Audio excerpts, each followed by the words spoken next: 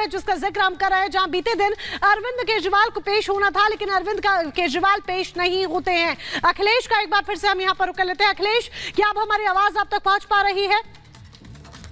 अखिलेश, वहां पर किस तरह की तस्वीरें आप देख पा रहे हैं ईडी दफ्तर के बाहर, क्योंकि ये वही ईडी दफ्तर जहां बीते दिन पेश होना था अरविंद केजरीवाल को, लेकिन वो पेश नहीं होते हैं। शायद अखिलेश तक हमारी आवाज नहीं पहुंच पा रही है, लेकिन जिस तरीके से सीएम अरविंद केजरीवाल के घर के बाहर सुरक्षा का कड़ा पहरा है, उस बीच तमाम ये तरह की आशंकाएं जताई जा रही है। डर भी बना हुआ है आम आदमी पार्टी में कि कैसे ईडी के एक के बाद एक समन के बाद केजरीवाल जब पेश नहीं होते हैं तो यहां पर आशंकाएं तमाम तरह की, और कैसे ईमानदार से भ्रष्टाचार के रास्ते पर निकल पड़े केजरीवाल और आम आदमी पार्टी, ये आज की तारीख में एक बड़ा सवाल है। क्योंकि जिसे मुद्दा बनाकर आपने कांग्रेस को रिप्लेस किया, सत्ता की कुर्सी हासिल की, आज वही सवाल केजरीवाल और पार्टी के सामने है। रिपोर्ट देखिए।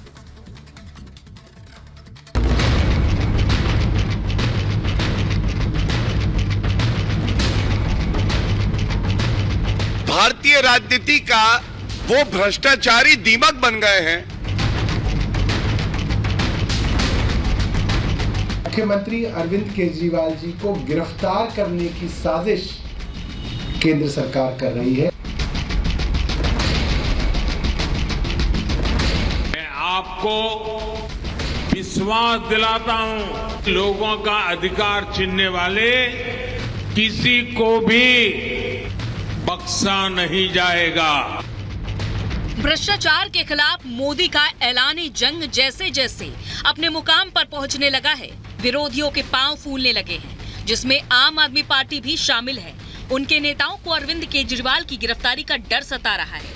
ये हम नहीं कह रहे हैं, बल्कि उनके ही नेता कह रहे हैं। आतिशी, सौरभ भारद्वाज और संदीप पाठक सोशल मीडिया पर अरविंद केजरीवाल की गिरफ्तारी को लेकर डर जता रहे हैं। आपको केजरीवाल की गिरफ्तारी के पीछे की डर की वजह बताएं, इससे पहले ये भी जान लीजिए कि इन नेताओं ने लिखा क्या है। आप सरकार में मंत्री आतिशी ने लिखा है, खबर आ रही है कि ईडी आज अरविंद केजरीवाल के आवास पर छापेमारी करने जा रही है, गिरफ्तारी की संभावना है।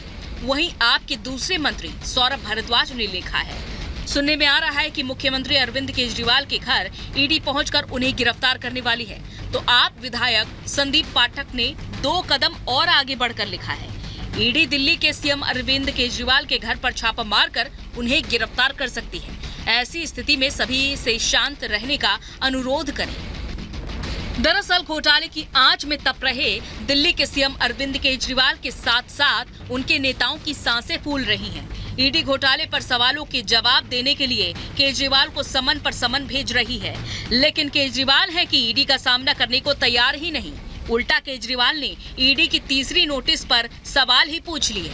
उन्होंने नोटिस का जवाब देते हुए कहा कि मैं ईडी की जांच में सहयोग करने के लिए पूरी तरह से तैयार हूं, लेकिन ऐसा लगता है कि ईडी की नोटिस गैर कानूनी है और उनके पीछे नियत सिर्फ केजरीवाल को गिरफ्तार करने की है। आगे आगे भ्रष्टाचार के आरोपी हैं, पीछे पीछे ईडी लगी है। तमाम कोशिशों के बावजूद किसी को कोई राहत नहीं मिल रही, और ऐसे में कोई इसे गैर कानूनी बता रहा है, कोई चुनावी हथकंडा तो कोई विपक्ष के खिलाफ साजिश।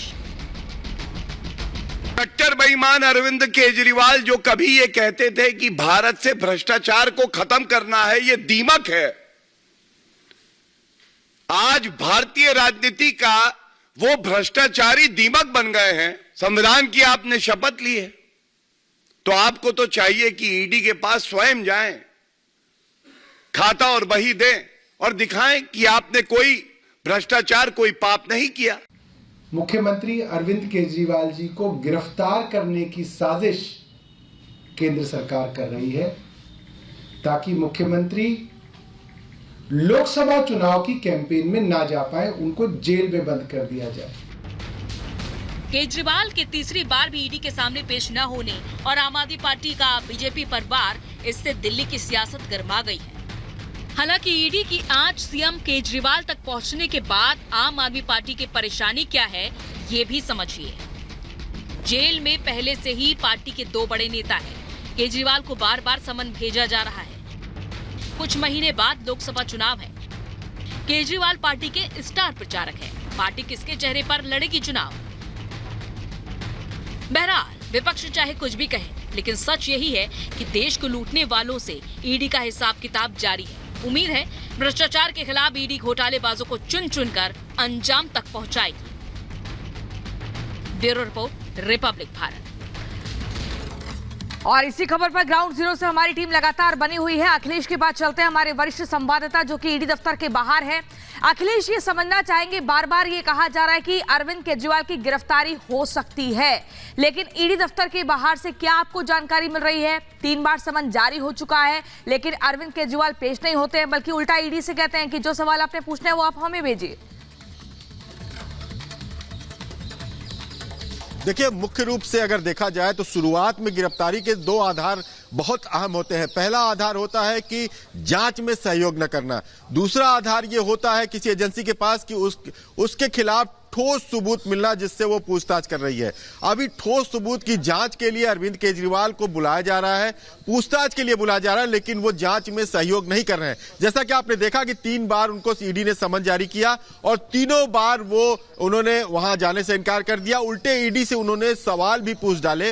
हालांकि ईडी को मजबूर नहीं किया जा सकता सवालों का जवाब देने के लिए। ईडी एक जांच एजेंसी है, उसको तमाम पहलुओं की जांच करनी होती है और जांच के आधार पर तमाम पहलुओं की जांच करती है और ऐसे में उस पर किसी भी तरह का कोई प्रेशर जो है वो पार्टी नहीं बना सकती है। चलिए, जुड़ने के लिए अखिलेश और जतिन बहुत बहुत शुक्रिया आपका।